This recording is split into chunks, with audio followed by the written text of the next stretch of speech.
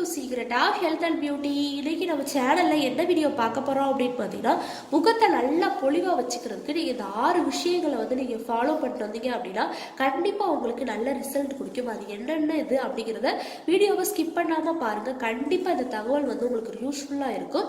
அதுக்கு முன்னாடி நீங்க இப்பதான் நம்ம சேனலை ஃபர்ஸ்ட் டைம் பாக்குறீங்க அப்படின்னா நம்ம சேனலுக்கு கீழே இருக்கக்கூடிய சப்ஸ்கிரைப் பட்டனை சப்ஸ்கிரைப் பண்ணுங்க. பக்கத்தில் இருக்கக்கூடிய பெல் பட்டனை டச் பண்ணுங்க. நீங்க பெல் பட்டனை டச் பண்ணீங்க அப்படின்னா நம்ம சேனல்ல போடுற புத்தம்புது வீடியோக்கள் உங்களுக்கு நோட்டிஃபிகேஷன்ல வந்து சேரும்.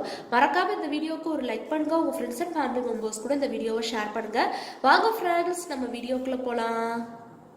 ஓகே ஃப்ரெண்ட்ஸ், இன்னைக்கு நம்ம என்ன டாபிக் பார்க்க போகிறோம் அப்படின்னு பார்த்தீங்கன்னா, நம்ம ஸ்கின்ல வந்து இந்த 6 விஷயங்களை வந்து நீங்கள் ட்ரை பண்ணிட்டு வரனால உங்கள் ஸ்கின் எப்படிலாம் பளபளன்னு மாறும் அப்படிங்கிறக்கான தகவல் தான் இன்னைக்கு நம்ம வீடியோவில் வந்து பார்க்க போகிறோம்.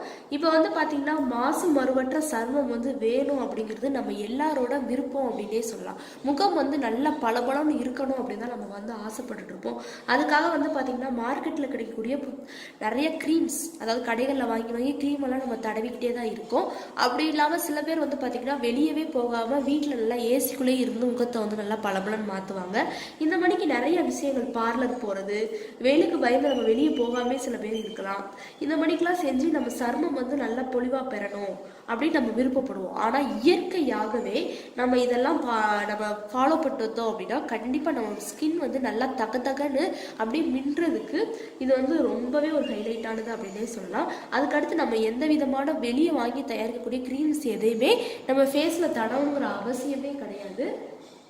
இப்போ வந்து பார்த்தீங்கன்னா, ஃபஸ்ட்டு வந்து பார்த்தீங்கன்னா, நம்ம சாப்பிடக்கூடிய உணவுகள் வந்து வைட்டமின் சி நிறைந்த உணவுகளாக இருக்கணும்.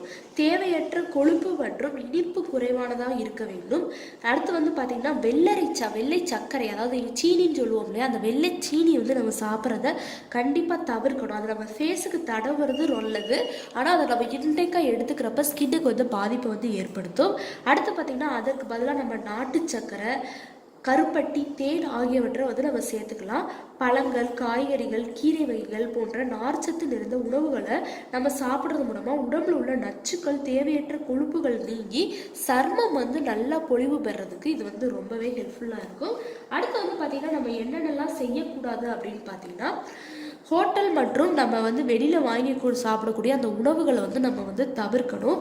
அடுத்து வந்து பார்த்திங்கன்னா, எண்ணெயில் வறுத்த அந்த காரசாரமான புளித்த உணவுகளை வந்து நம்ம சாப்பிடக்கூடாது. அப்படி சாப்பிடாம இருந்தோம் அப்படின்னா தான் நம்ம ஸ்கின்னுக்கு வந்து நல்ல பொலிவு கொடுக்கும். இதை அனைத்தையுமே நம்ம சாப்பிடாம இருக்கிறனால முகம் வந்து நல்ல பொலிவோடையும் இருக்கும். நம்ம எப்பயுமே இளமையாகவே இருக்கலாம்.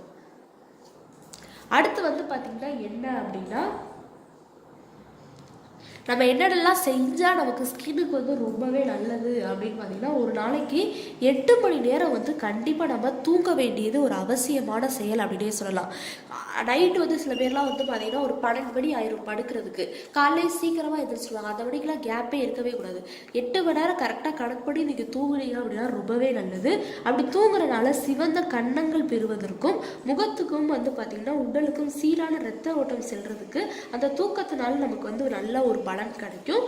அது மட்டும் இல்லாமல் உறங்க போகும்போது தோள்களுக்கு வந்து பார்த்திங்கன்னா நல்லா வந்து இரத்த செல்கள் வந்து நீங்கி புது செல்களை வந்து பொறுத்துறதுக்கு அந்த நம்ம தூக்கம் இருக்கும் போதுல தான் நடைபெறும். அதனால் 8 மணி நேரம் கண்டிப்பாக நம்ம தூங்கணும். அடுத்து வந்து பார்த்திங்கன்னா, நம்ம என்னென்னலாம் செய்யக்கூடாது அப்படின்னு பார்த்தீங்கன்னா, இரவு நீண்ட நேரம் தூங்காமல் கண் விழித்திருந்து நம்ம மொபைல் ஃபோன் நோண்டுறது அல்லது டிவி பார்க்கறது இந்த வழிக்கெல்லாம் செய்யவே கூடாது. இதனால் கண்களில் உள்ள ஈரப்பதம் குறைந்து தூக்கமும் வந்து நமக்கு சீக்கிரமாக வராது. அதனோட கண்ணை சுற்றி வந்து கருவளையம் வர்றதுக்கும் முகத்தோட அழகை வந்து கெடுக்கிறதுக்கும் அது காரணமாக இருக்கும். ஈவினிங் சீக்கிரமாக நைட்டு தூங்கணும். அதை தூங்கும் போதில் அந்த மொபைலோ டிவியோ நம்ம பார்க்காம சீக்கிரமாக படுக்கிறது ரொம்பவே நல்லது. அடுத்து வந்து பார்த்திங்கன்னா, நம்ம சர்மம் வந்து நல்லா வந்து வறண்டு போகாமல் காட்சி அளிக்கணும் அப்படின்னா நம்ம வைட்டமின் டி பற்றாக்குறை வராமல் பார்த்துக்கிறது ரொம்பவே நல்லது. காலை மாலை வேளையில் வந்து பார்த்திங்கன்னா அடிக்கடி நம்ம இளம் வெயிலில் வைட்டமின் சி டி வந்து நிறைஞ்சிருக்கும். நம்ம அந்த உணவுப் பொருட்களை வந்து கிடைக்கக்கூடிய உணவுப் பொருட்களை வந்து நம்ம எடுத்துக்கலாம். சூரிய ஒளி முன்னாடி வந்து பார்த்திங்கன்னா அதிக அளவில் வந்து ஒரு 2 நிமிஷம் போய் நம்ம நின்னோம் அப்படின்னாலும் நம்ம ஸ்கின் வந்து வெயிலில் படுறப்ப நமக்கு நல்ல ஒரு ரிசல்ட் கொடுக்கும் அப்படின்னே சொல்லலாம்.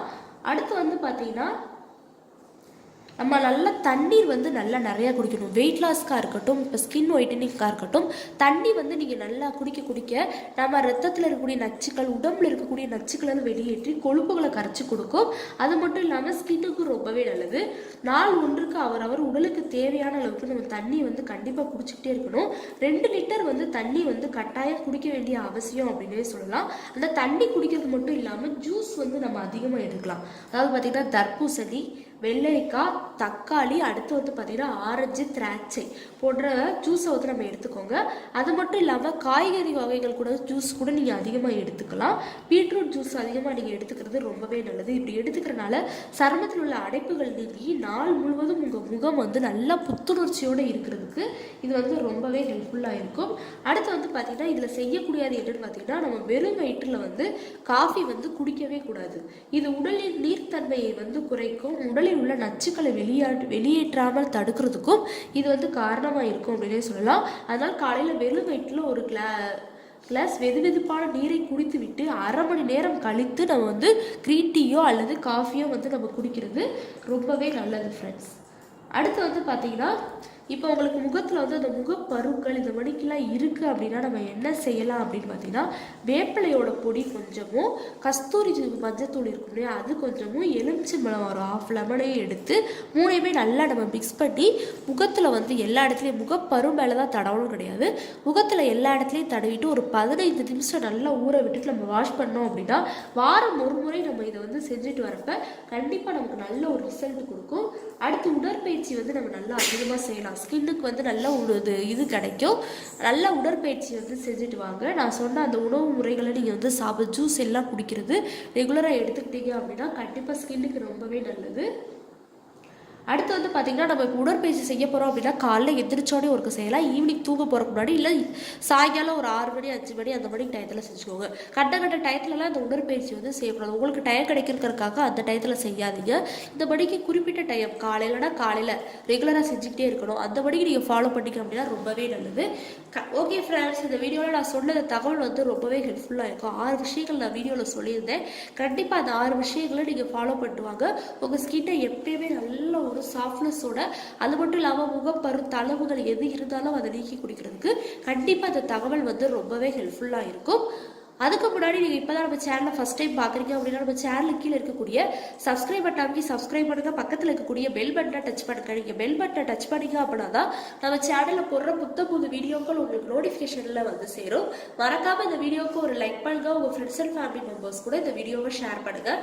நாளைக்கு இதே மணிக்கு ஒரு இன்ட்ரெஸ்டிங்கான வீடியோவோட நான் வந்து உங்களை மீட் பண்ணுறேன். அது வரைக்கும் தேங்க்யூ ஃப்ரெண்ட்ஸ்.